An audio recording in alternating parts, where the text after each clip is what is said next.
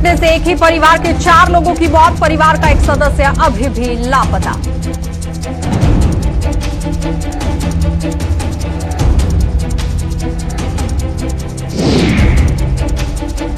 खानियार आतंकी हमले में घायल सब इंस्पेक्टर शहीद। डीजीपी सहित आला अधिकारियों ने शहीद को दी श्रद्धांजलि।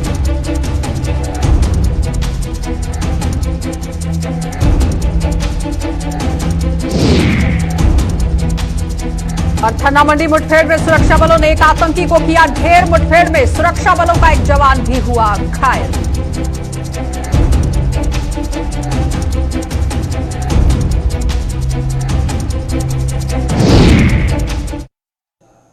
नमस्कार, बुलेटिन में आपका स्वागत है। मैं हूं आपके साथ आशा सरमाल। चलिए शुरुआत करते हैं बुलेटिन की। सबसे पहले बात करेंगे बारामूला को लेकर। बारामूला के राफियाबाद में आज हमाम मार्केट के पहाड़ी क्षेत्र की बात करो तो यहां बादल फटने से काफी सनसनी फैल गई, जिसकी चपेट में एक ही परिवार के 4 लोगों की मौत हो गई, जबकि एक व्यक्ति अभी भी लापता बताया जा रहा है। और जानकारी के मुताबिक ये 5 बकरवाल परिवार से संबंध रखते हैं। और इस घटना की सूचना मिलते ही पुलिस और एसडीआरएफ की टीम ने बड़े पैमाने पर राहत और बचाव अभियान चलाकर 4 शवों को बरामद कर लिया है, जबकि एक व्यक्ति अभी भी लापता है। मरने वालों की पहचान शहराजा बेगम, नाजिया अख्तर, आरिफ हुसैन और तारिक अहमद खारी के रूप में की गई। ये सभी नौशहरा राजौरी के निवासी थे।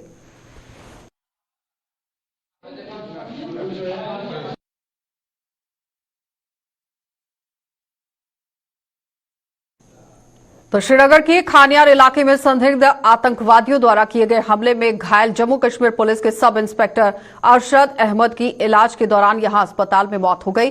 आतंकी हमले में शहीद हुए सब इंस्पेक्टर अरशद अहमद कुपवाड़ा के रहने वाले थे और वो खानियार में तैनात थे। आतंकी हमले की सीसीटीवी फुटेज भी सामने आ गई है, जिसमें आतंकी ने पीछे से आकर करीब से उनके सर में गोली मार दी। और जम्मू कश्मीर पुलिस के महानिदेशक दिलबाग सिंह सहित अन्य पुलिस के अधिकारी भी यहां मौजूद रहे। आला अधिकारियों और कर्मचारियों ने यहां शहीद सब इंस्पेक्टर अरशद अहमद को श्रद्धांजलि दी।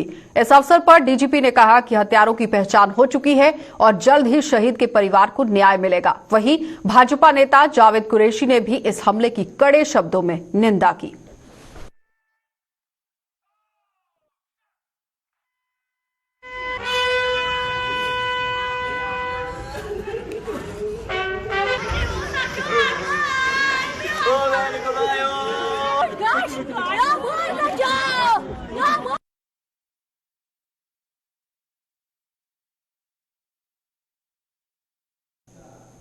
तो राजौरी के थन्ना मंडी के बेरोट इलाके में डेयरी माल के सुरक्षा बलों और आतंकियों के बीच हुई मुठभेड़ में सुरक्षा बलों ने एक आतंकी को मार गिराने में सफलता हासिल की है। वहीं इस मुठभेड़ में सुरक्षा बलों के एक जवान की भी घायल होने की खबर।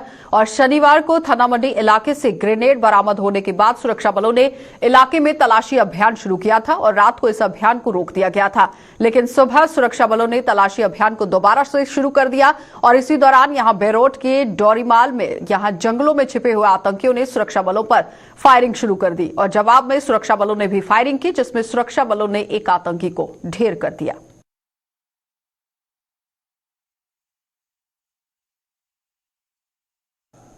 तो ऑल जम्मू कश्मीर पंचायत कॉन्फ्रेंस ने आज सांबा में खनन माफिया और खनन विभाग के खिलाफ प्रदर्शन किया। प्रदर्शन की अगुवाई कर रहे ऑल जम्मू कश्मीर पंचायत कॉन्फ्रेंस के चेयरमैन अनिल शर्मा ने बताया कि खनन माफिया की मनमानी के कारण आज यहां आम आदमी को मकान बनाना मुश्किल हो गया है। उन्होंने कहा कि खनन माफिया के खिलाफ ऑल पंचायत कॉन्फ्रेंस द्वारा यहां जिला और ब्लॉक स्तर पर प्रदर्शन जारी रहेंगे जब तक इस समस्या का समाधान सरकार नहीं करती। आज all Jammu and Kashmir panchayat conference की एक मीटिंग जो है, प्रोटेस्ट जो है, वो सांबा डिस्ट्रिक्ट के अंदर यहाँ पे हुआ है। और हमारा प्रोटेस्ट करने का मेन मौक़िफ़ और मकसद यही है कि all Jammu and Kashmir panchayat conference ने एक मोर्चा जो है माइनिंग माफिया के खिलाफ पूरी रियासत के अंदर खोला है और उसके साथ साथ जो माइनिंग डिपार्टमेंट है जम्मू कश्मीर के अंदर उसके खिलाफ खोला है। और हम लोग तमाम जितने हमारे डिस्ट्रिक्ट्स हैं, हेडक्वार्टर हैं, ब्लॉक हेडक्वार्टर हैं, पंचायत हेडक्वार्टर हैं और लोगों के बीच जाकर हम लोग ऑल जम्मू कश्मीर पंचायत कॉन्फ्रेंस अब लोगों के को साथ लेकर, अवाम को साथ लेकर, वो चाहे सांबा की हो चाहे जम्मू की हो, चाहे डिफरेंट डिस्ट्रिक्ट्स की हो, कि जो माइनिंग माफिया और माइनिंग डिपार्टमेंट ने त्राही त्राही जम्मू कश्मीर के अंदर कर दी है। और आज टिप्पर और ट्राली एक अगर किसी व्यक्ति को चाहिए तो वो 7-7 हज़ार 10-10 हज़ार रुपये की जो है वो कंस्ट्रक्शन के लिए, डोमेस्टिक कंस्ट्रक्शन के लिए भी मिल रही है।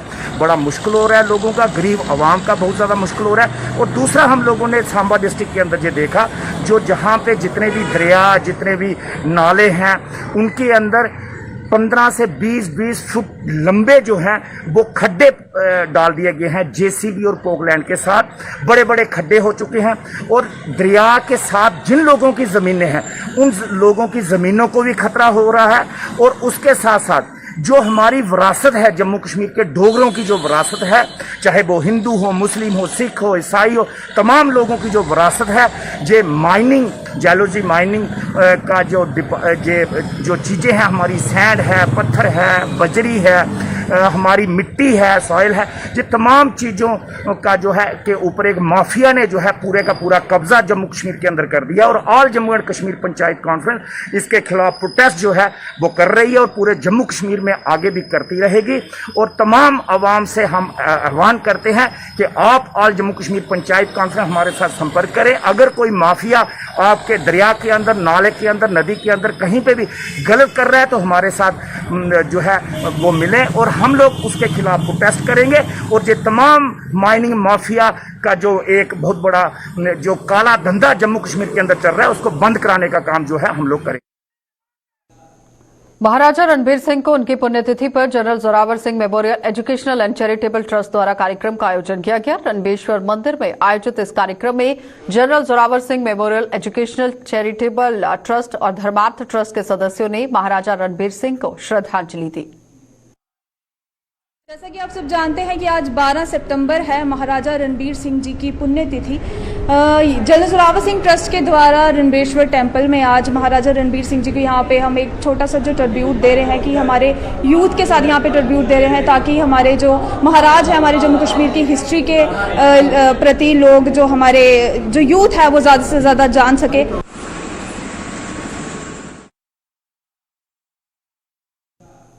आम आदमी पार्टी की कठुआ इकाई द्वारा एक कार्यक्रम का आयोजन किया गया जिसमें आम आदमी पार्टी की नीतियों से प्रभावित होकर कई लोगों ने पार्टी का दामन थामा।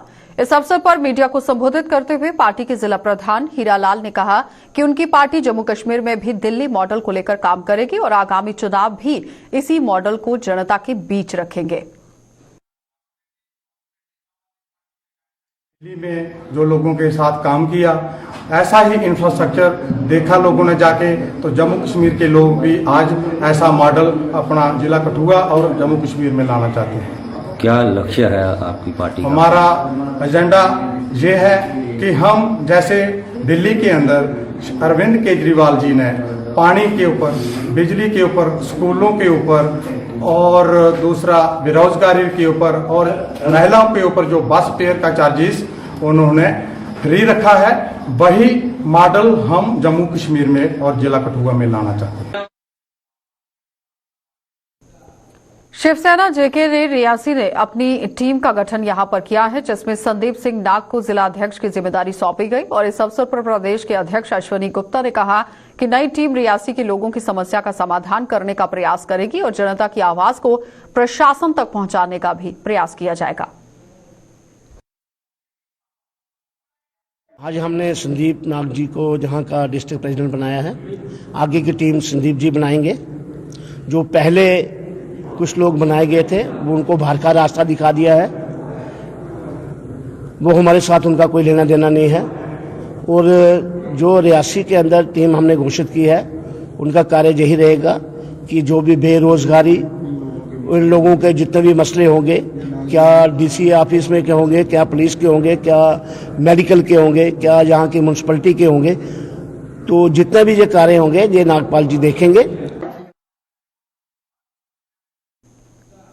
आजकल फिटनेस के लिए यहाँ जुम्बा को काफी महत्व दिया जा रहा है और कई लोग जुम्बा क्लासेस लेते हुए इसके फायदे भी काफी देखने को मिल रहे हैं और लोग भी इसके फायदे का लुत्फ उठाते हुए नजर आ रहे हैं। इसी कड़ी में जम्मू में भी जुम्बा डांस आयोजन किया गया और जिसमें बड़ी संख्या में युवाओं ने भाग लिया। इस जुम्बा डांस के आयोजकों के अनुसार जुम्बा डांस आयोजन का उद्देश्य हेल्थ और फिटनेस को प्रमोट करना है ताकि जम्मू के लोग फिट रहें।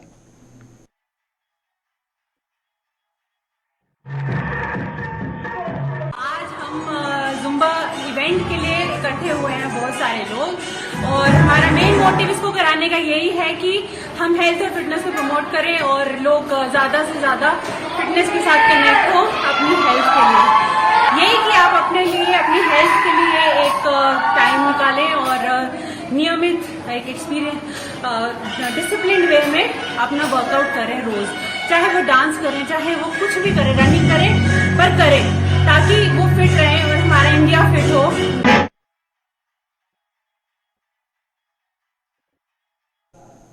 महाराजा हरि सिंह के जन्मदिवस पर सरकारी अवकाश की मांग को लेकर डोगरा यूथ द्वारा जम्मू में प्रदर्शन किया गया और केंद्र सरकार का पुतला भी दहन किया गया। प्रदर्शन कर रहे डोगरा यूथ के सदस्यों ने कहा कि चुनावों के दौरान सत्ता में बैठे लोग जनता से बड़े बड़े दावे करते हुए नजर आए हैं लेकिन बाद में भूल जाते हैं। उन्होंने चेतावनी दी है कि अगर 23 सितंबर को सरकार ने यहां सरकारी छुट्टी की घोषणा नहीं की तो डोगरा यूथ उग्र प्रदर्शन करने पर मजबूर हो जाएगा। ये प्रोटेस्ट हमने किया है डोगरा यूथ की तरफ से और हम जो चाहते हैं कि जो महाराजा हरि सिंह जी जो कि 23 सितंबर को उनका बर्थडे है उस पे जो हमारी जो सेंट्रल गवर्नमेंट है उस पे छुट्टी प्रदान करे, क्योंकि ये जब भी इनका इलेक्शन का टाइम आता है तब बड़े बड़े लॉलीपॉप देते हैं, जो सियासत करते हैं, ये महाराजा साहब के ऊपर सियासत करते हैं लेकिन उसका रिजल्ट जैसे ही सत्ता में आते हैं उसका रिजल्ट बिल्कुल जीरो कर देते हैं और ये वहां पे जाके भूल जाते हैं कि जिस रियासत के राजा महाराजा हरि सिंह थे जिन्होंने अंग्रेजों के टाइम भी इस रियासत को गुलाम नहीं रहने दिया।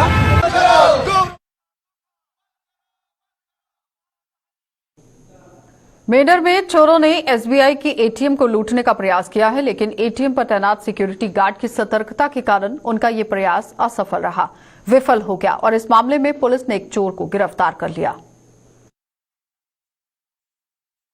मैं यहाँ पे गार्ड हूँ। मेरी ड्यूटी रात के 9 बजे से लेकर सुबह 5 बजे तक यहाँ पे मेरी ड्यूटी है। गुज़श्ता रात जो ये गुजरी है इस रात में मेरी ड्यूटी थी यहाँ पे और मेरी छोटी बच्ची बीमार होगी।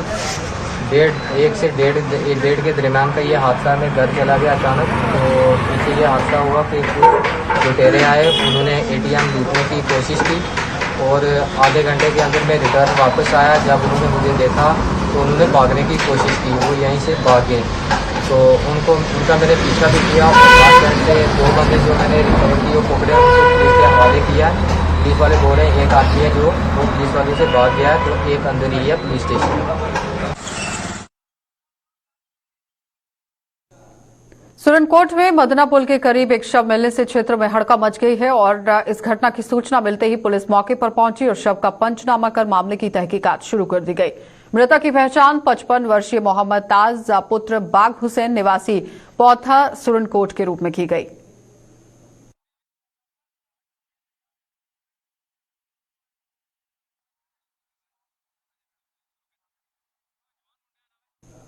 आजादी के अमृत महोत्सव के तहत यहां गवर्नमेंट डिग्री कॉलेज खोड़ के अंदर यहां फिट इंडिया फ्रीडम रन का आयोजन किया गया, जिसमें एनसीसी कैडेट्स और एनएसएस स्वयं सेवकों और छात्रों के साथ कॉलेज के स्टाफ ने भी भाग लिया।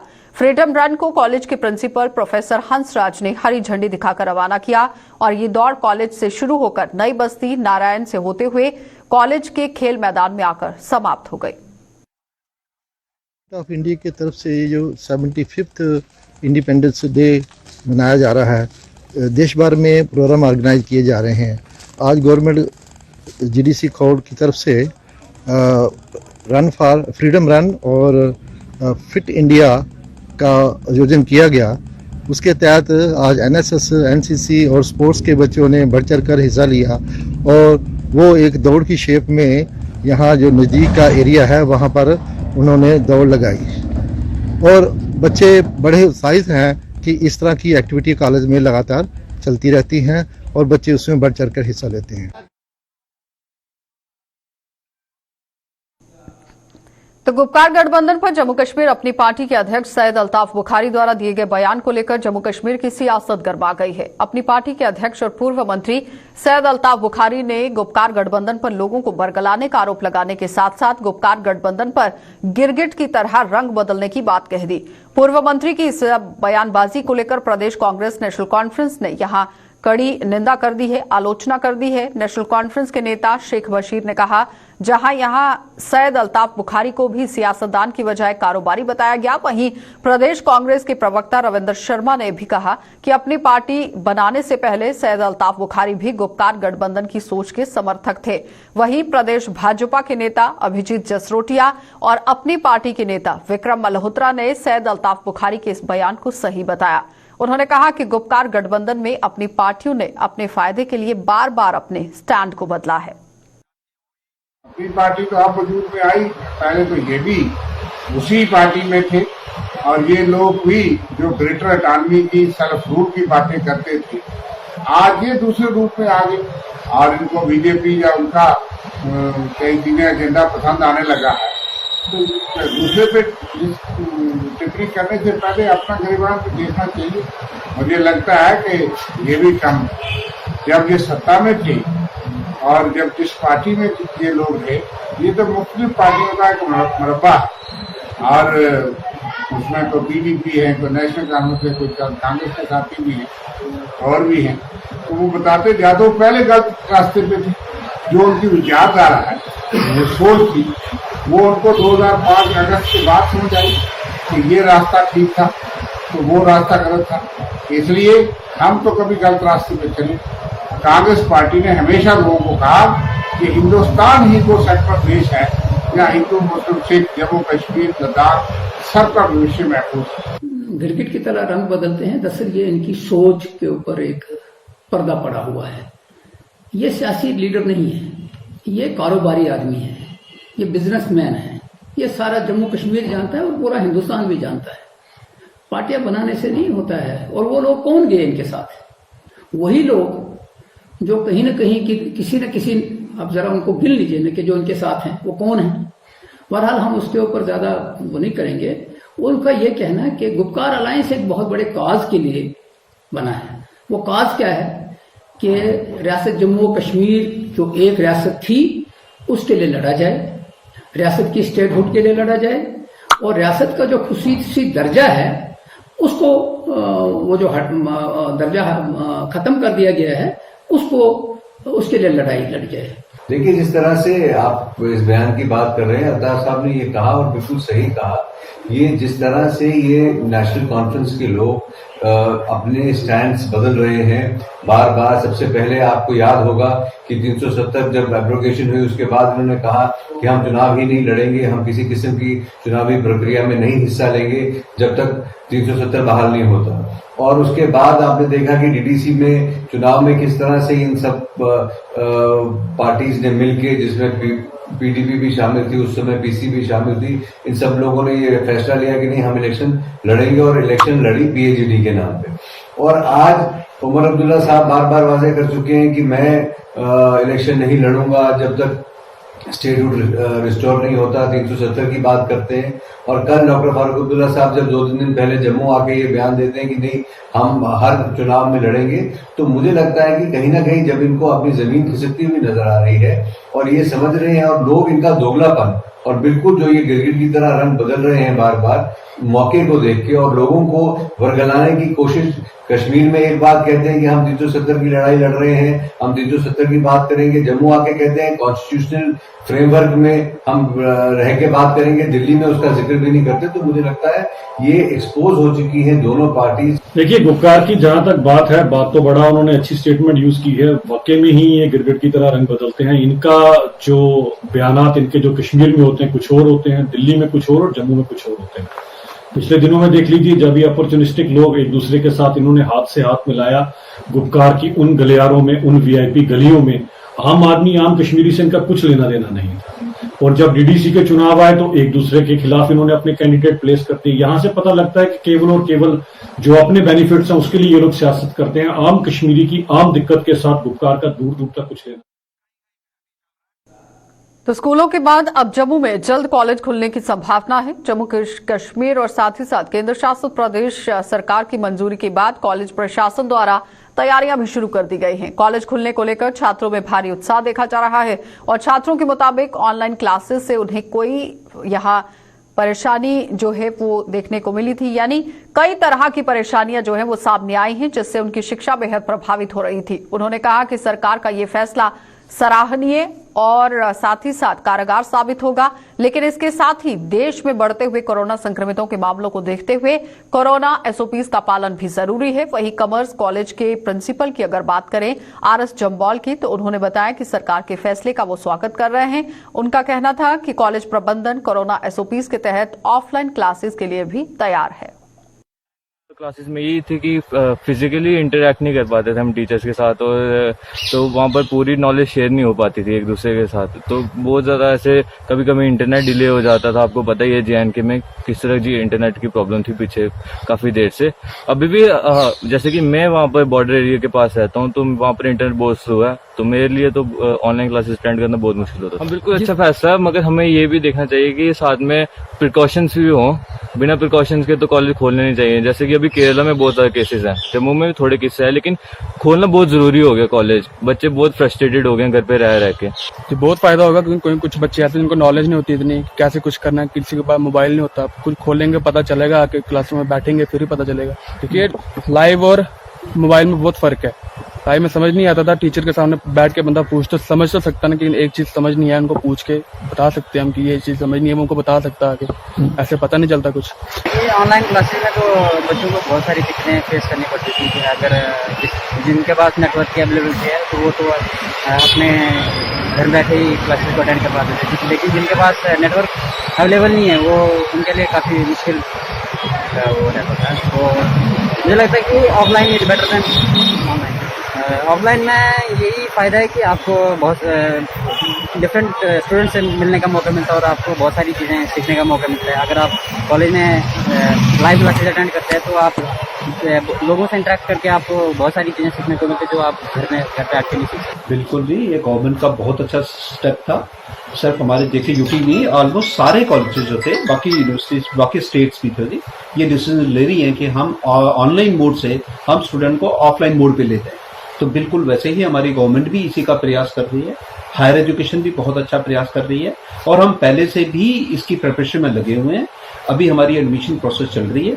जैसे ही हमारा एडमिशन प्रोसेस कंप्लीट होता है, हम बिल्कुल बैचेस में कोविड-19 के प्रोटोकॉल को फॉलो करके हम पूरी क्लासेस को ऑनलाइन मोड से ऑफलाइन मोड पे ले जाएंगे। चलिए, बुलेटिन में फिलहाल इतना ही। देश और दुनिया की खबरों के लिए आप बने रहिए हमारे साथ।